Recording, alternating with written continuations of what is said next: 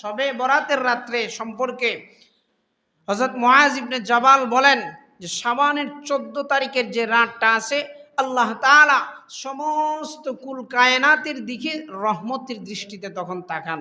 দুই প্রকার লোক ব্যতীত আল্লাহ তাআলা সবাইকে মাফ করে দেন। সুবহানাল্লাহ বলবেন না? এক নম্বর হচ্ছে ইল্লা লিমুশরিকিন, যারা মুশরিক, যারা আল্লাহর সাথে শিরিক করে তাদের আল্লাহ মাফ করেন না।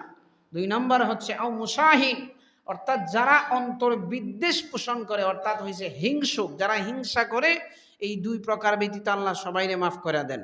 আল্লাহ তাআলা আমাদের এই দুইটা বদ খাসলত থেকে বেঁচে থাকার তৌফিক দান করুক, বলেন আমিন। এই হাদিসের মধ্যে পাইলাম দুইটা জিনিস, এই দুই প্রকার ছাড়া সবাইকে মাফ করেন। আরেক হাদিসের মধ্যে আরেক প্রকার মানুষের কথা বলা হয়েছে যে ওয়াকাতিলি নাফসিন, যারা হত্যা করে, অর্থাৎ যারা মানুষকে মেরে ফেলে।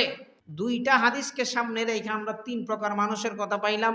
এক নম্বর হচ্ছে যারা শিরিক করে আল্লাহর সাথে, দুই নম্বর হচ্ছে যারা অন্তরে হিংসা লালন করে, তিন নম্বর হচ্ছে যারা কি করে মানুষকে হত্যা করে।